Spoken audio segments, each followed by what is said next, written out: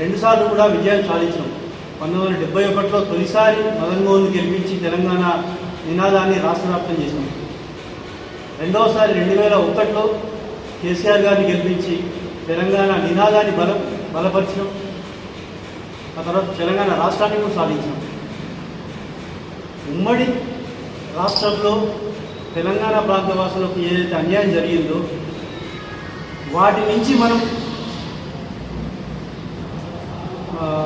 సమృద్ధిగా బంగారు తెలంగాణ సాధించాలన్న ఉద్దేశంతో మన నిధులు, మన నియామకాలు ఇవన్నీ కూడా మన కోసము, మన వాటినే ఖర్చు పెట్టుకుందాం, మన పాలన మనమే చేసుకుందాం అన్న ఉద్దేశంతోనే అయితే మనం ఉద్యమం ప్రారంభించి రాష్ట్రాన్ని సాధించినమో, తెలంగాణ రాష్ట్రం ఏర్పడ్డ తర్వాత ఆ రాష్ట్ర సాధన కోసం పోరాడిన పార్టీ ఫస్ట్ రాజకీయ పార్టీగా మారి తన పార్టీ పేరులోంచే తెలంగాణను తొలగించి పార్టీ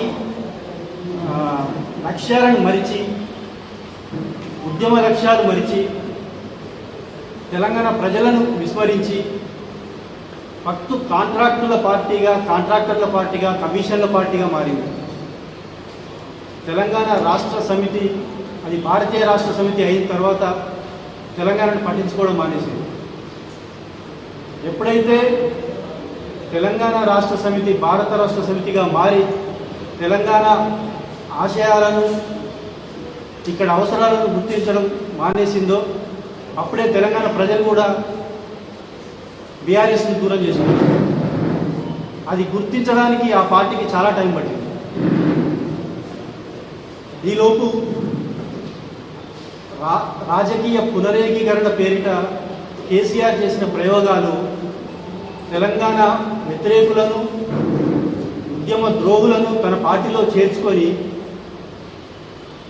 ఫక్తు రాజకీయం చేయడం వల్ల ఇక్కడ తెలంగాణ ప్రజలంతా కూడా నైరాశ్యంలోకి వెళ్ళిపోయారు.